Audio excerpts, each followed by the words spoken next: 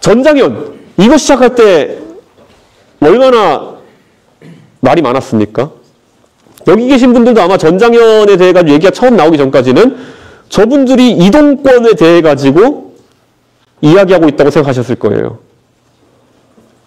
근데 제가 이제 그 박경석 대표는 몇 번 토론하고 이러면 제가 얘기하잖아요. 아니, 박 대표님, 근데 서울 지하철의 지하철 엘리베이터 동선 확보율은 95%인데 거의. 진짜 구조적으로 구급할 수 없는 것 빼고는 다 만들어 놨거든요, 지금. 근데 95%인데 그러면은 이동권에 무슨 문제가 있는 거냐. 반농담적으로 시위하러 다 들어오시지 않느냐. 근데 어디에 이동권에 문제가 지금 있는 건지를 좀 설명해 달라. 그러니까 그 다음에 그러니까 똑같아요. 그러니까 그러면 나오는 단어가 너 혐오. 뭐냐 한 3번 정도 말이 오갔거든요. 그러면 그 다음 너 혐오. 이준석은 장애인 혐오 멈춰라. 근데 이게 저는 앞으로는 이거는 끝까지 논쟁의 끝을 봐야 되는 게 원래 이분들이 이동권이 가장 비주얼적으로 보여주기 쉬운 거니까 우리 이동권을 위해 시위하는 거예요 하지만은 사실 뒤에는 탈시설이라는 아젠다를 가지고 이제 싸우고 있는 거거든요. 이 탈시설이라는 게 뭐냐면은 지금은 시설에서 여러 장애인분들이 같이 생활하시면서 그러면 예를 들어 한 20분 생활하시면은 그 도와주신 분이 한 3, 4분 정도 있고 이렇게 해서 시설에 생활하시는 게 지금까지 복지 모델이었다면은 이 전장형에 계신 분들이 추구하는 건 뭐냐면은 탈시설, 시설에 나와가지고 혼자 집에 계시고 그럼 댁에 계시면은 한두 분 정도의 활동 보조인들이 옆에 도와드려야 되잖아요.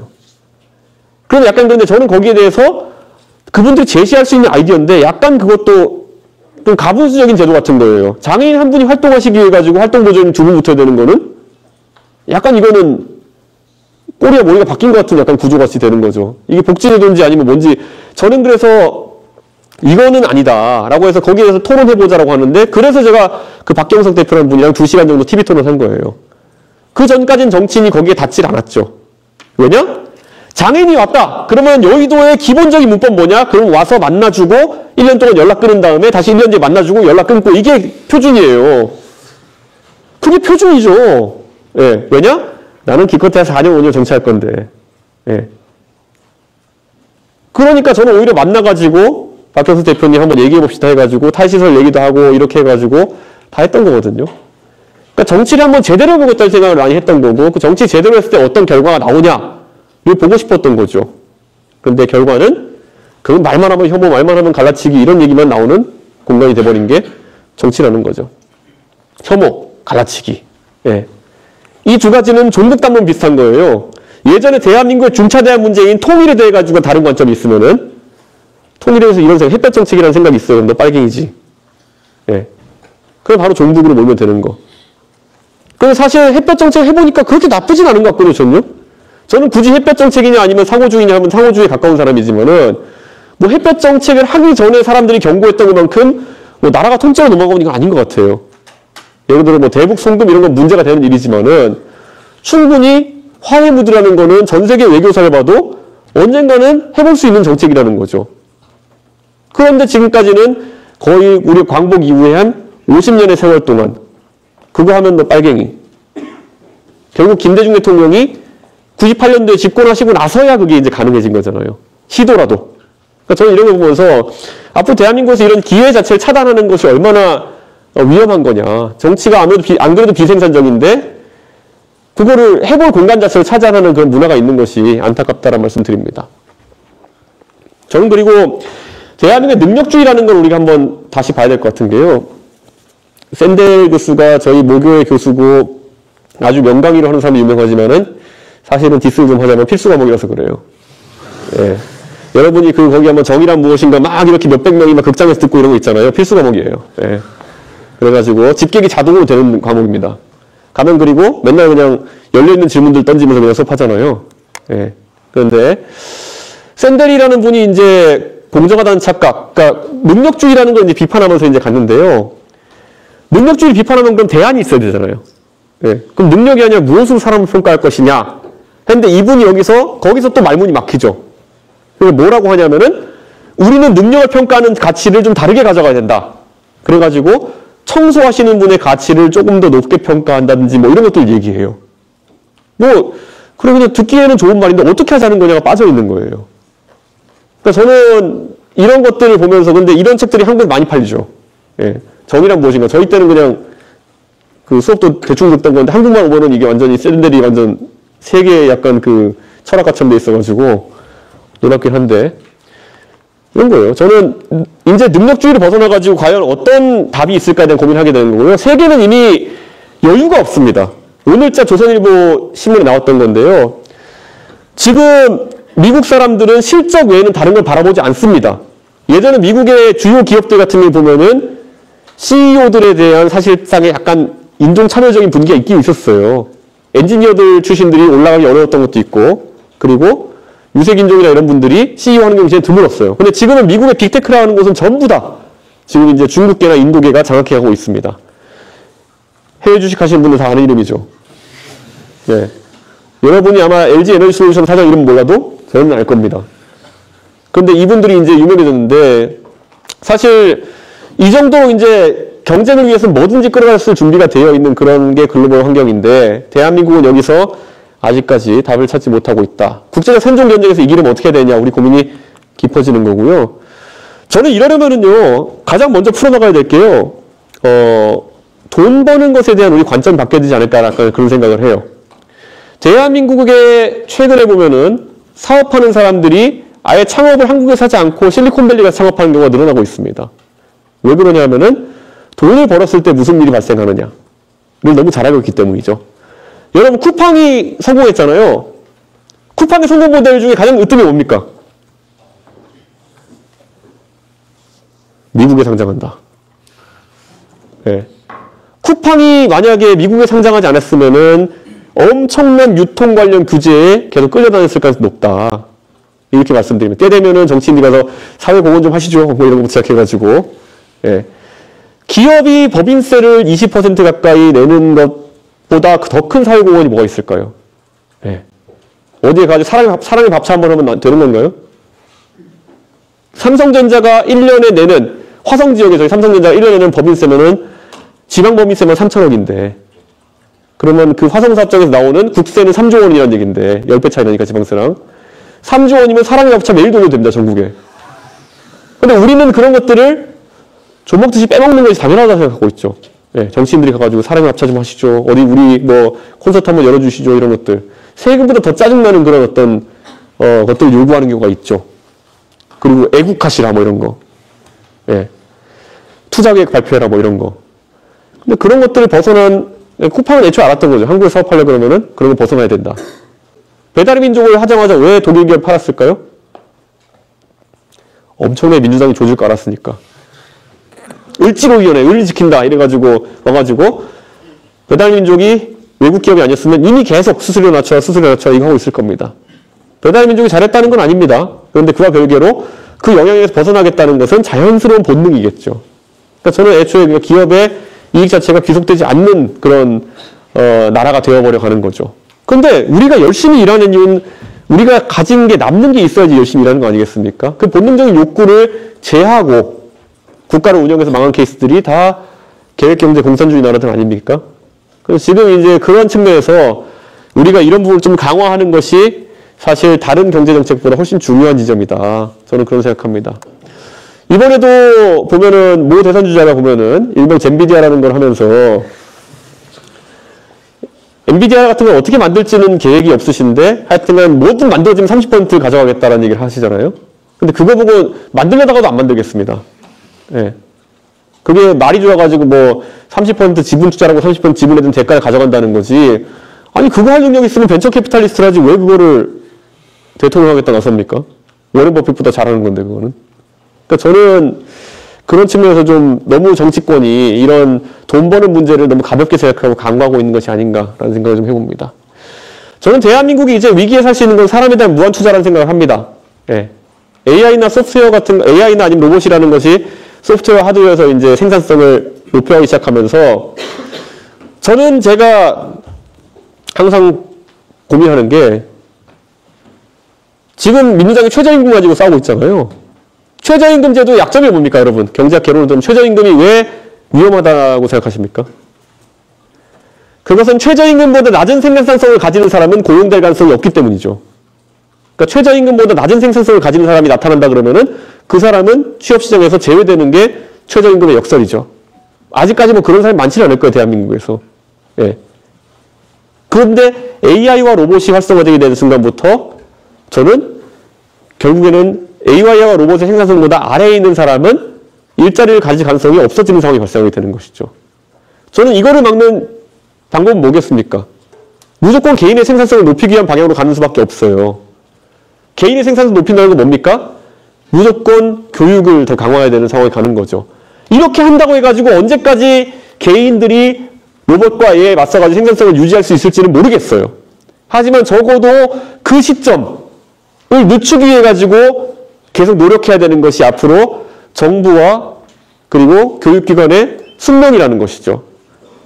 우리가 엄청난 효율 향상을 계속 뛰어난 교육을 통해서 만들어내면은 어쩌면 그 임계점이 도달하지 않을 수도 있어요. 그래서 대부분의 고용을 유지할 수 있을지도 모르겠어요. 한국 사람들이 다른 나라 사람보다 월등한 교육을 받고 그래서 국제적인 시장에서 다 살아남을 수 있으면 좋겠어요.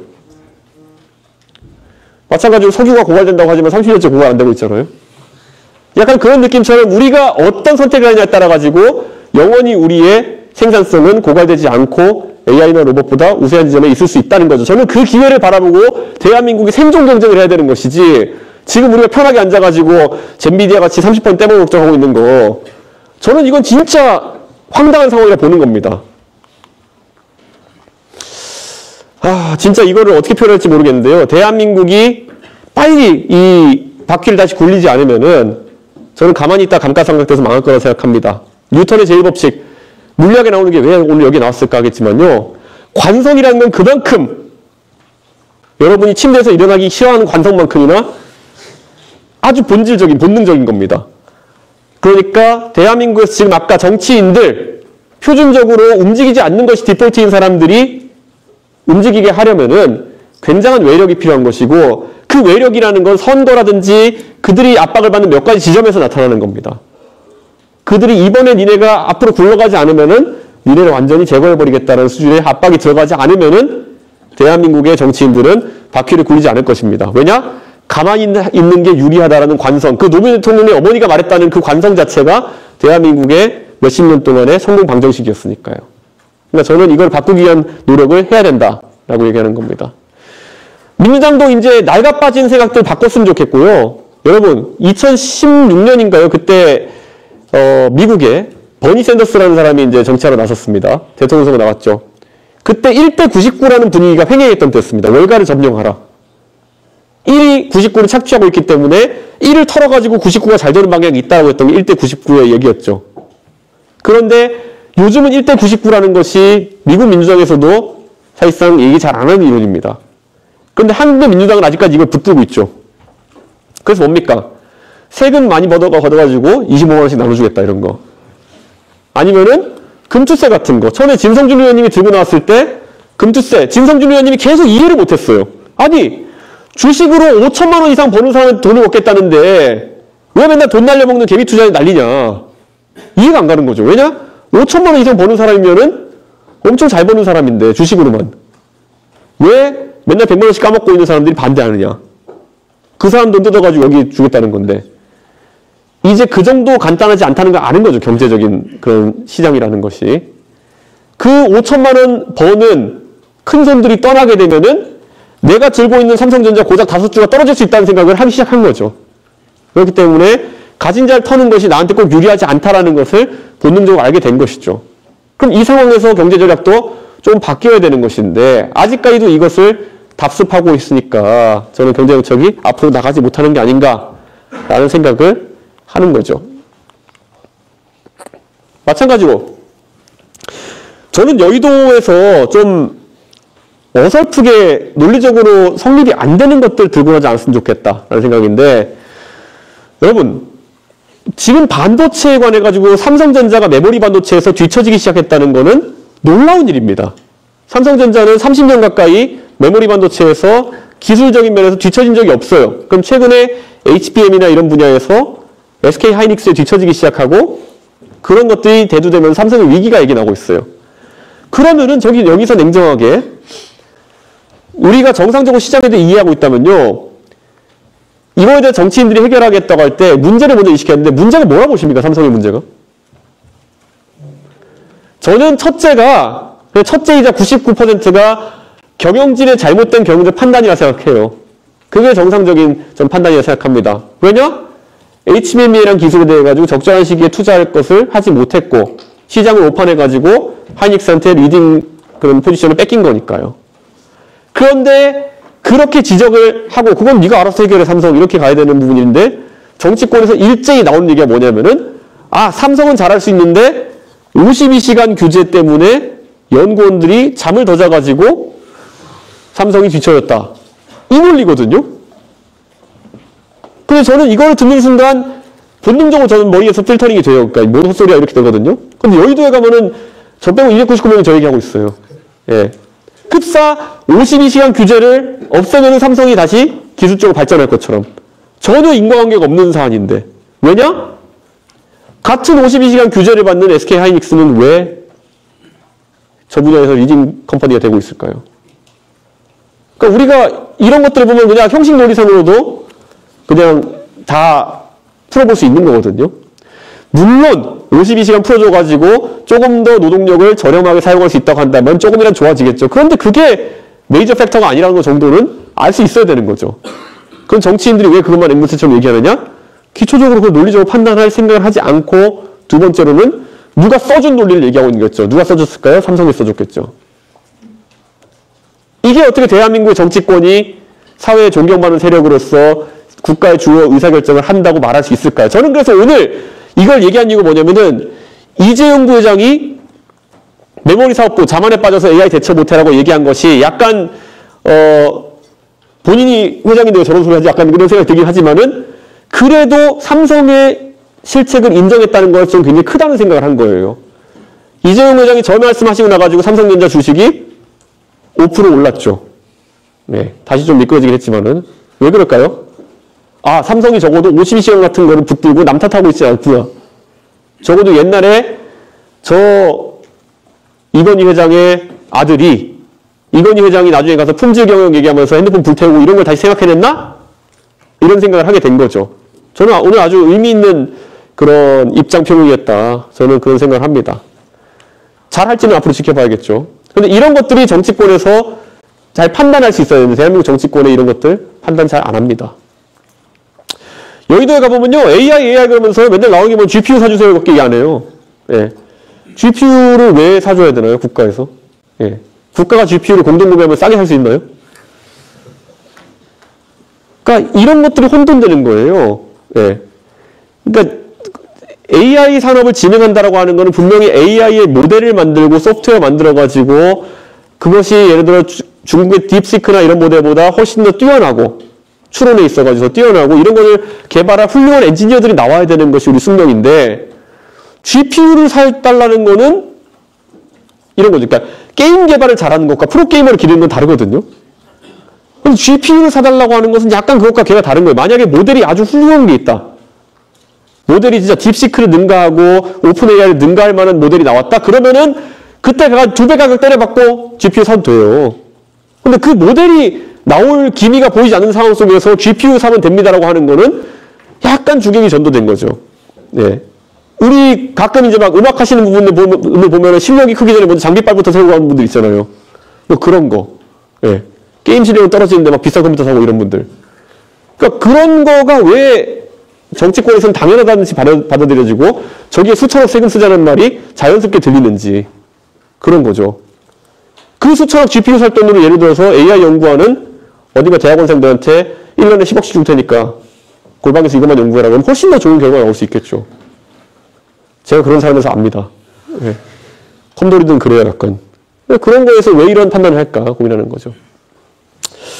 제가 계속 젠비디아 논란을 얘기하는 게 뭐냐면요. 한탕주의 때문에 그렇습니다. 한탕주의는 왜 비롯되느냐? 아까 말했듯이 정치인들이 자신의 타임프레임을 짧게 보기 때문이에요. 한 4, 5년 정도의 시간이 나의 정치할 시간이라 생각하기 때문에 계속 한탕주의로 가는 겁니다. 그리고 결과에 책임을 지지 않는 한탕주의인 겁니다. 석유 시추하는데 10년 걸린다고 하는데 윤석열 대통령이 왜 하자고 했을까요? 하면서 좋은 소리 듣고 나중에 안 나와도 그때는 의미 없을 거거든요. 윤석열 대통령은. 젠비디아에 왜 저렇게 집착을 할까요? 우선 본인이 수십조를 투자하겠다고 한 다음에 나중에 그거를 수십조 넣을 때는 자기가 이제 정치인이겠지만은 나중에 그 투자의 성과가 나올 때쯤은 아니거든요. 그럼 그 수십조를 누구한테 배분할까요? 저분이 또 돈 배분하는 거 끝내주잖아요, 또. 원래 사업은 저런 분이랑 같이 해야 됩니다. 자기 주변에 있는 사람들이 돈을 벌게 해주는. 하지만 감옥도 보내주는. 뭐 약간 이런 관계이긴 한데, 저런 분이랑 함께 하면 괜찮습니다. 그런데 어쨌든, 그러니까 이분 지금 제가 봤을 때는 왜 저렇게, 이야기하는지 잘 모르겠지만은, 저는 두 분 다 조급증과 더불어가지고 약간 테크나 이런 거에 대한 논리 이해 이런 것들도 있지 않았나라는 생각을 합니다.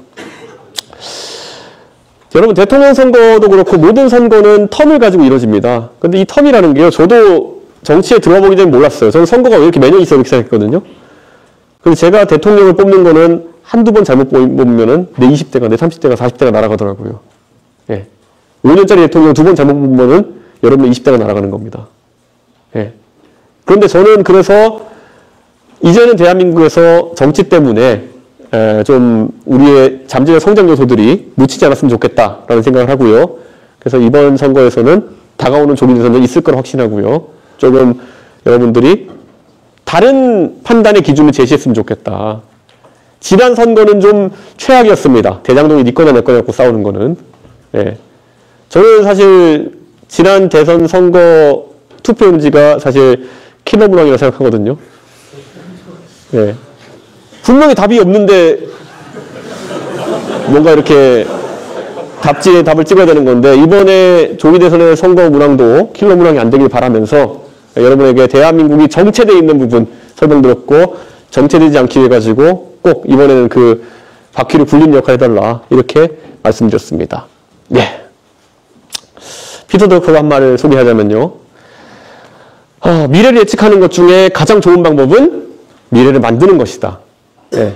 여러분이 그 미래를 만드는 방법은 여러분이 대한민국을 이끄는 엘리트로서 앞으로 이런 분위기를 형성해 주는 것이다 라는 생각하고, 비이성적인, 반지성적인 사람들을 만나면 싸워주십시오. 예. 싸워주십시오. 예. 모란돌이 정말인데 아닙니다. 그러다 다 같이 망합니다. 정치권이 같이 침몰하는 걸 보시잖아요. 그런데 그게 꼭 싸우라는 것이요, 멱살 잡으라는 것도 아니고요, 한 논리적인 반문을 해주십시오. 저는 그게 되게 중요하다 봅니다. 그건 여러분들에게 국립서울대학교 학생으로서 어느 정도의 책임감과 자존심을 저는 부탁드리는 겁니다. 예, 그게 가능해졌을 때 저는 대한민국이 완전 다른 문화를 만들어갈 수 있다, 그런 생각합니다. 감사하고 질문 받겠습니다.